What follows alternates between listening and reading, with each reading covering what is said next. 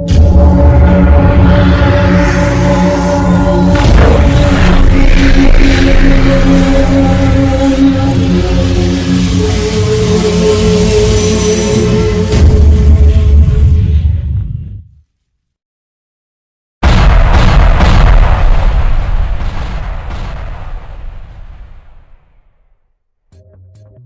பேசும் அனைத்து நல்ல உள்ளங்களுக்கும் வணக்கம்.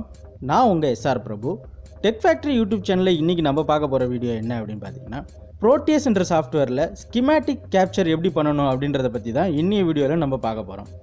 இந்த ப்ரோட்டியஸில் அட்வான்டேஜ் என்ன அப்படின்னு பார்த்தீங்கன்னா, நம்ம ஒரு சர்க்யூட் டயக்ராம் எடுத்து நம்மளே டிசைன் பண்ணுறதுக்கு ரொம்ப யூஸ்ஃபுல்லாக இருக்கும்.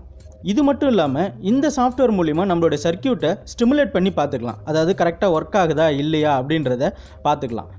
அதுதான் இந்த சாஃப்ட்வேரோடைய ஒரு அட்வான்டேஜ் அப்படின்னும் நம்ம சொல்லலாம். இந்த சாஃப்ட்வேரோட லிங்க்கு நான் டிஸ்கிரிப்ஷனில் கொடுத்துருக்கேன். டவுன்லோட் பண்ணி யூஸ் பண்ணி பாருங்கள். கண்டிப்பாக யூசர் ஃப்ரெண்ட்லியாக இருக்கும். இந்த ப்ரோட்டியஸ் சாஃப்ட்வேர் பற்றி பார்க்குறதுக்கு முன்னாடி நம்ம சேனலில் நீங்கள் இன்னும் சப்ஸ்கிரைப் பண்ணலன்னா கீழே இருக்கிற ரெட் கலர் சப்ஸ்கிரைப் பட்டனை கிளிக் பண்ணி சப்ஸ்கிரைப் பண்ணிக்கோங்க. கூடவே பக்கத்தில் இருக்கிற பெல் ஐக்கானையும் கிளிக் பண்ணிக்கோங்க. வாங்க வீடியோக்குள்ளே போகலாம். இதில் நான் இப்போ ப்ரோட்டியஸ் ஓப்பன் பண்ணிக்கிறேன். ஓப்பன் பண்ணேன்னா இதோடைய இன்டர்ஃபேஸ் இந்த மாதிரி தான் இருக்கும். இதில் நியூ ப்ராஜெக்ட் அப்படின்றத கிளிக் பண்ணிக்கோங்க.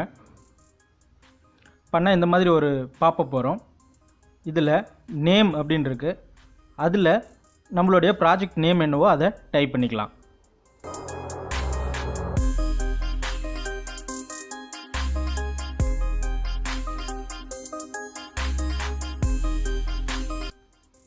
LED சர்க்யூட் அப்படின்னு நான் டைப் பண்ணிக்கிறேன். டைப் பண்ணிவிட்டு நெக்ஸ்ட் அப்படின்னு இருக்கும், அதை கொடுத்துக்கோங்க. கொடுத்தீங்க அப்படின்னா நெக்ஸ்ட்டுன்னு கொடுத்தீங்கன்னா create A schematic from the selective template அப்படின்னு இருக்கும், அதை கிளிக் பண்ணிக்கோங்க. கிளிக் பண்ணிங்க அப்படின்னா டிஃபால்ட் அப்படின்னு அதுவே காமிக்கும். இல்லைன்னா டிஃபால்ட்டை கிளிக் பண்ணிக்கோங்க. நெக்ஸ்ட் கொடுத்துக்கோங்க. இதில் ரெண்டாவது ஆப்ஷன் கிரியேட் ஃப்ரேம்வேர் ப்ராஜெக்ட் அப்படின்றத கிளிக் பண்ணிக்கோங்க. கிளிக் பண்ணிவிட்டு இந்த மாதிரி ஃபேமிலின்னு வரும். இதில் அப்படி கீழே போனீங்க அப்படின்னா DSP IC33 அப்படின்னு இருக்கும், அதை கிளிக் பண்ணிக்கோங்க. நெக்ஸ்ட் கொடுத்துக்கோங்க. இப்போ ஸ்கிமேட்டிக்கு, லேஅவுட்டு, ஃப்ரேம்வேர் எல்லாமே செலக்ட் ஆகிருக்கும். இப்போது நெக்ஸ்ட் கொடுத்தீங்க அப்படின்னா இந்த மாதிரி ஒரு விண்டோ உங்களுக்கு வரும். இதில் PCB லேஅவுட் இதில் போட்டுக்கலாம். ஸ்கிமேட்டிக் கேப்சர் அப்படின்னு இருக்கும். இந்த ஸ்கிமேட்டிக் கேப்சரை கிளிக் பண்ணிக்கோங்க. இதில் தான் நம்ம ஸ்கிமேட்டிக் டயக்ராம் போட போகிறோம். இதில் P அப்படின்ற ஒரு லெட்டர் இருக்குது, அதை கிளிக் பண்ணிக்கோங்க. இதை கிளிக் பண்ணோம் அப்படின்னா நமக்கு பிக் டிவைஸ்னு அர்த்தம். நம்ம லைப்ரரியில் இருக்கிற எல்லா காம்பனண்ட்டும் இந்த பிக் டிவைஸில் போய் தான் நம்ம பிக் பண்ணி எடுக்க போகிறோம். இப்போது நான் ஒரு அஸ்டபிள் மல்டிவைப்ரேட்டர் சர்க்யூட் எடுத்துக்கிட்டு ஒரு சாம்பிளுக்கு ஸ்கிமேட்டிக் டயக்ராம் போட்டு காமிக்க போகிறேன். இப்போது மல்டிவைப்ரேட்டர் சர்க்யூட்டுக்கு தேவையான எல்லா காம்பனண்ட்டும் நான் லைப்ரரியிலேருந்து எடுக்க போகிறேன். ரெசிஸ்டர் அப்படின்னு நான் டைப் பண்ணிக்கிறேன். டைப் பண்ணதும் கீழே வந்து பார்த்திங்கன்னா சப் கேட்டகரி அப்படின்னு இருக்கும். அந்த சப் கேட்டகரியில் போய்ட்டு உங்களுக்கு எத்தனை வாட்ஸ் ரெசிஸ்டர் வேணும் அப்படின்றத நீங்கள் சூஸ் பண்ணிக்கலாம். இப்போது ரைட் சைடில் பார்த்தீங்க அப்படின்னா PCB ப்ரீவியூ அப்படின்னு இருக்குது. இந்த PCB ப்ரீவியூ இருக்குதா அப்படின்றத பார்த்துக்குங்க. அது இருந்துச்சுன்னா தான் நம்ம இதை வந்து PCBக்கு கன்வெர்ட் பண்ண முடியும். அடுத்து கெப்பாசிட்டர் அப்படின்னு நான் டைப் பண்ணிக்கிறேன்.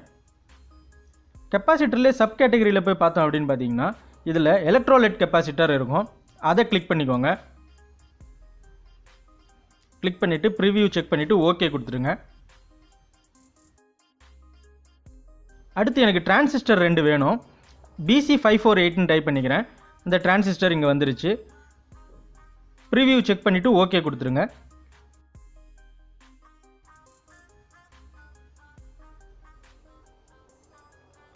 அடுத்து எனக்கு LED வேணும். நான் LEDன்னு டைப் பண்ணிக்கிறேன்.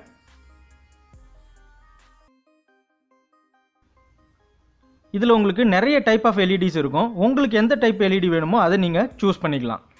நான் இப்போது ப்ளூ கலர் LED சூஸ் பண்ணிக்கிறேன். ஓகே கொடுத்துட்டேன். இன்னொரு LED வேணும். ஸோ நான் LEDன்னு திரும்பவும் டைப் பண்ணிக்கிறேன். டைப் பண்ணிவிட்டு க்ரீன் கலர் LED சூஸ் பண்ணிக்கிறேன், டிஃப்ரெண்ட் தெரியணும் அப்படின்றதுக்காக. ஓகே கொடுத்துக்கிறேன். இப்போ நான் லைப்ரரி கிளிக் பண்ணி காமிக்கிறேன். இந்த லைப்ரரிக்குள்ளே தான் எல்லா காம்பனண்ட்ஸும் இருக்குது. இதிலேருந்து தான் நம்ம பிக் டிவைஸில் போயிட்டு பிக் பண்ணி ஒவ்வொரு காம்பனண்ட்டாக எடுக்கிறோம்.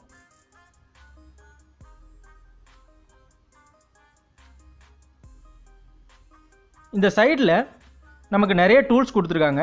நீங்கள் அந்த டூல்ஸ் மேலே கர்சரை வச்சிங்கனாவே தெரியும் அது என்னென்ன டூல்ஸ் அப்படின்றத டிஸ்பிளேயில் உங்களுக்கு காமிக்கும்.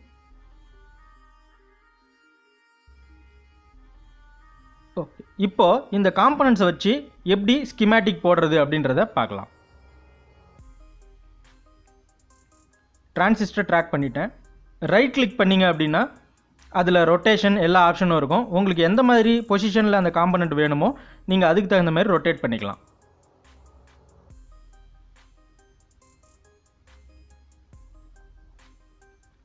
இந்த சாஃப்ட்வேர் உங்களுக்கு யூசர் ஃப்ரெண்ட்லியாகவே இருக்கும். அது மட்டும் இல்லாமல் நம்ம என்ன டயக்ராம் போடுறோமோ அதை சிமுலேட் பண்ணி பார்த்துக்கலாம், அந்த டயக்ராம் ஒர்க் ஆகுதா இல்லையா அப்படின்றது.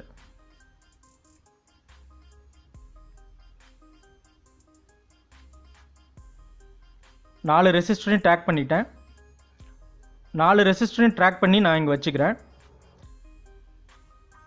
அந்த காம்பனண்ட்டில் சென்டரில் கிளிக் பண்ணோன்னா அது மூவ் ஆகும். மூவ் பண்ணி நமக்கு எங்கே வேணுமோ நம்ம பொசிஷனுக்கு தகுந்த மாதிரி மாற்றிக்கலாம்.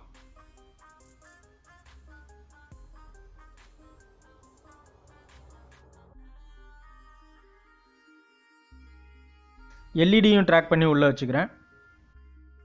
நம்ம ஒரு சர்க்யூட் டயக்ராம் எடுத்து அதை மேனுவலாக கனெக்ஷன் கொடுத்து ஒர்க் ஆகுதா இல்லையா அப்படின்னு செக் பண்ணுறதுக்கு முன்னாடி இந்த மாதிரி நம்ம சிமுலேட் பண்ணி பார்த்துட்டோம் அப்படின்னா இதில் ஒர்க் ஆச்சு அப்படின்னா கண்டிப்பாக அந்த காம்பனன்ட்ஸு நம்ம மேனுவலாக கனெக்ட் பண்ணும்போதும் ஒர்க் ஆகும் அப்படின்னு அர்த்தம்.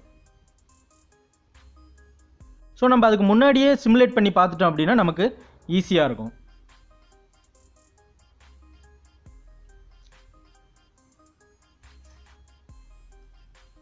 எல்லா காம்பனண்ட்டும் எடுத்து வச்சாச்சு. இப்போது இதில் நம்ம ஒயர் வச்சு கனெக்ட் பண்ண போகிறோம். நீங்கள் அந்த காம்பனண்ட்டோட எண்டுக்கு கொண்டு போனீங்கன்னாவே இந்த மாதிரி பென்சில் மாதிரி வரும். இதை வச்சு நம்ம க்ரீன் கலரில் ஒரு ஒயர் வரும், அதை வச்சு நம்ம ஒயர் கனெக்ட் பண்ணிக்கலாம்.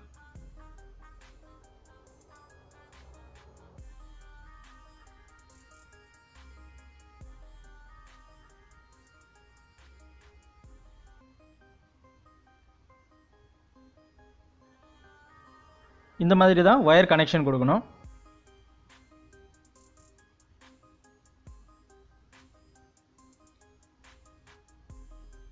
இந்த வீடியோ கடைசி வரைக்கும் பாருங்கள் ஃப்ரெண்ட், கண்டிப்பாக உங்களுக்கு யூஸ்ஃபுல்லாக இருக்கும்.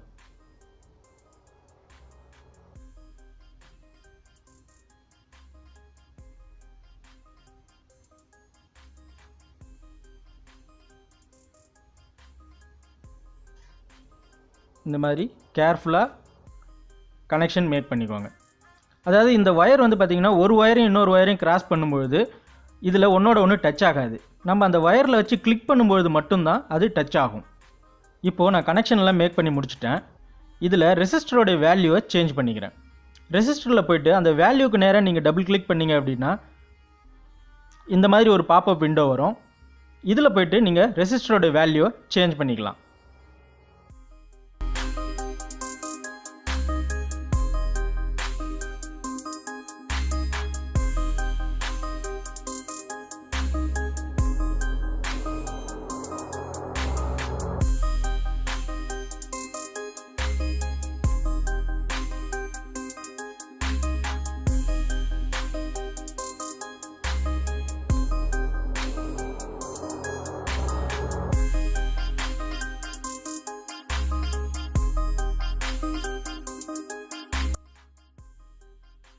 இப்போ கனெக்ஷன் ஃபுல்லாக கொடுத்தாச்சு.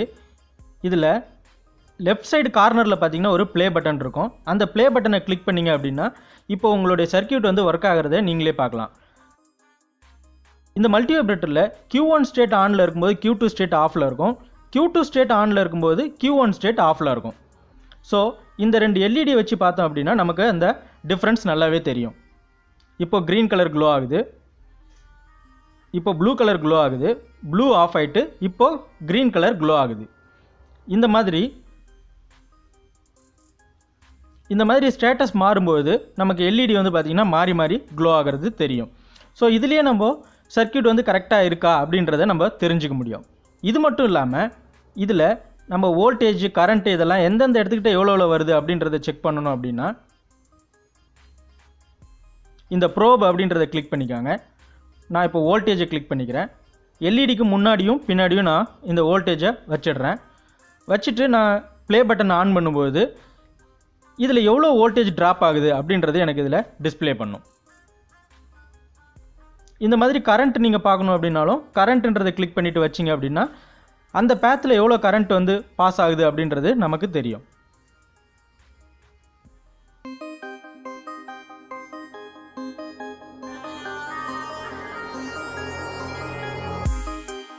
எல்இடி ஆஃப் ஆகும்போது எவ்வளோ வோல்டேஜ் இருக்குது, ஆன் ஆகும்போது எவ்வளோ வோல்டேஜ் இருக்குது அப்படின்றத நம்ம இது மூலிமா மெஷர் பண்ணிக்கலாம்.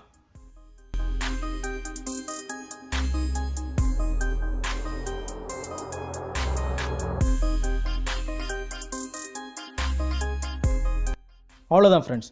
இப்படி தான் நம்ம ஒரு டயக்ராம் எடுத்துகிட்டு ஸ்கிமேட்டிக் கேப்சர் பண்ணணும். அடுத்த வீடியோவில் இந்த ஸ்கிமேட்டிக் கேப்சரை எப்படி பிசிபியாக மாற்றணும் அப்படின்றத பற்றி பார்க்கலாம். ஏன்னா ஃப்ரெண்ட்ஸ், இந்த தகவல் உங்களுக்கு பயனுள்ளதாக இருந்திருக்கும் அப்படின்னு நான் நம்புகிறேன். இந்த தகவல் உங்களுக்கு பயனுள்ளதாக இருந்துச்சு அப்படின்னா லைக் பண்ணுங்கள், ஷேர் பண்ணுங்கள், கமெண்ட் பண்ணுங்கள், மறக்காமல் சப்ஸ்கிரைப் பண்ணுங்கள். மேலும் இது போன்ற பல பயனுள்ள தகவல்களுடன் நம்ம அடுத்த வீடியோவில் சந்திக்கலாம். நன்றி, வணக்கம்.